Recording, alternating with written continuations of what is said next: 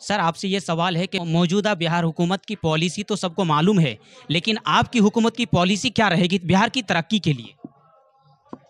सबसे पहले बहुत बहुत शुक्रिया कि आप वक्त निकाल कर हमारे पास आए, और आपके दर्शकों को भी बहुत बहुत मुबारकबाद।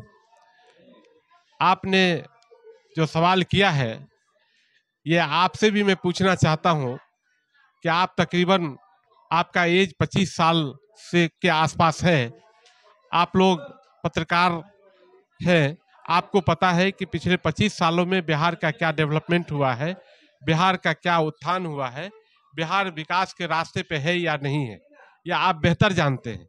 लेकिन मैं ऐसा समझता हूं कि बिहार 35 सालों में जिस तरह से पिछड़ा है, जिस तरह से लोगों की हालत बद से बदतर है, कोई आदमी जो भी सरकार में रहा, वो आदमी सिर्फ और सिर्फ अपने परिवार का, अपने लिए, अपने खानदान के लिए, अपने खानदान का उत्थान सोचा, अपने बच्चों के लिए, अपने लोगों के लिए ही सोचा।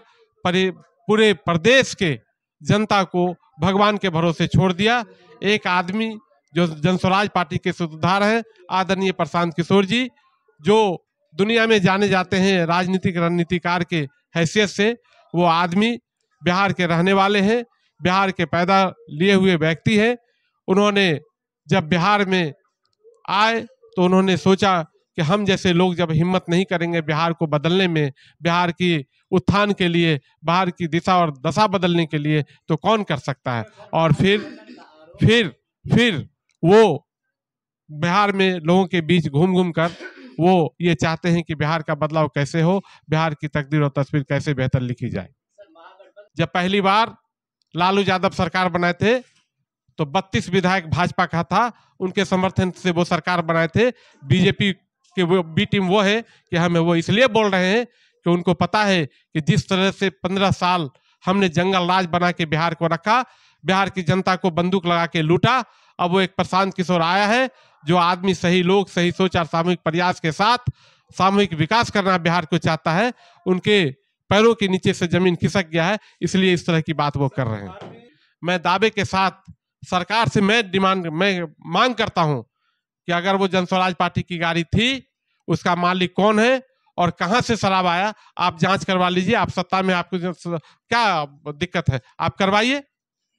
उससे जनस्वराज पार्टी से कोई लेना देना नहीं, सिर्फ और सिर्फ जनस्वराज पार्टी को और आदरणीय प्रशांत किशोर जी को बदनाम करने का ये तरीका है। क्योंकि जान रहा है भाजपा के लोग और जदयू के लोग कि अब हम लोगों के पैरों के नीचे से जमीन खिसक रहा है। जनस्वराज पार्टी एक मजबूत स्थिति में बिहार में उभर रहा है, जो अच्छा विचार लेकर आया है, इसलिए सारे लोग घबराए हुए। अब आप सुनिएगा, कई तरह के इल्जामात हम लोग पे और जनस्वराज पार्टी पे और आदरणीय प्रशांत किशोर जी पे आएंगे।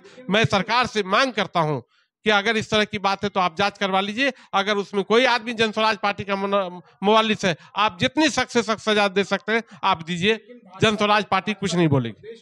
अच्छा, आपसे मैं पूछना चाहता हूं, जिस राजेश शाह की हत्या हुई, उसकी माँ, उसकी बहन प्रेस में जाके बोल रही है कि भाई उसने हत्या किया है, उसमें जनस्वराज पार्टी कहाँ है?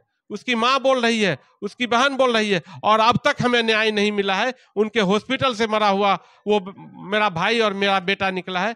तो आप पत्रकारों के बीच में जिसके बेटा, जिसके भाई का हत्या हुआ, वो बोल रहा है, और मैं समझता हूं कि जल्द से जल्द उसकी सब कुछ आपको पता चल जाएगी। थोड़ा धैर्य रखिए।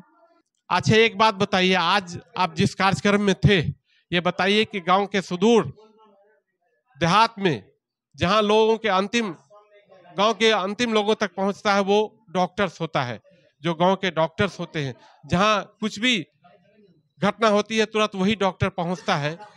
वो लोग हजारों की तादाद में यहाँ अगर मौजूद है तो आप समझ सकते हैं कि जनस्वराज पार्टी का जो विचारधारा है, जो आदरणीय प्रशांत किशोर की बातें हैं और उनके वादे हैं, उस पर सब लोग लब्बैक बोल रहे हैं, सब लोग सहमत हैं। और मैं आपको बता देना चाहता हूं, आपके माध्यम से बिहार की जनता से मैं बता देना चाहता हूं कि बिहार की जनता मन बना चुकी है कि बिहार को बदलना है, बिहार की दिशा और दशा को देश के अंतिम छोर पे ले जाना है और अंतिम ऊंचाई तक ले जाना है। जो सवाल आप कर रहे हैं, ये 20 साल पहले 2020 में उन्होंने स्टेटमेंट दिया था। अगर वही व्यक्ति आरजेडी में चला जाता तब आप क्या बोलते? तब यहाँ का मुसलमान बोलता, तब ये मुसलमान बोलता कि अल्लाह ने उसको बुद्धि दिया, उसको दिमाग दिया, अल्लाह ने उसको उसके जहन को बदल दिया और वो आरजेडी ज्वाइन कर लिया। मैं प्रशांत किशोर जी के साथ अगर आए हैं मनीष कश्यप जी, तो जानते हैं कि जो आदरणीय प्रशांत किशोर जी और जनस्वराज पार्टी का विचार है, विचारधारा है, सही लोग, सही सोच और सामूहिक प्रयास, अगर वो बात समझकर मनीष कश्यप पे आए हैं तो उसका स्वागत है। और मैं आपको बता देना चाहता हूं कि जो लोग इस तरह की बात करने वाले लोग हैं, वो गलती किसी से भी हो सकता है मुझसे भी गलती हो, वो गलती उन्होंने किया है, उसका पश्चाताप उनको है और वो पश्चाताप करके ही जनस्वराज पार्टी में आए। नहीं, ये समय आएगा वो नहीं भाई, जनस्वराज पार्टी में आने का मतलब ही है कि उनको पश्चाताप हुआ कि हमने जो बोला है, जो मैंने गलत वर्ड बोल दिया, सेंटेंस बोला, जिसके बारे में बोला मैंने गलत बोला, और पश्चाताप के बाद ही जनस्वराज पार्टी में उन्होंने ज्वाइन किया है।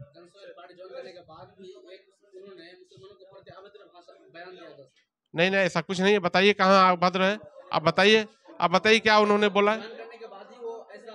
भाई जिस दिन जनस्वराज पार्टी वो ज्वाइन कर रहे थे, मैं मौजूद था और मैंने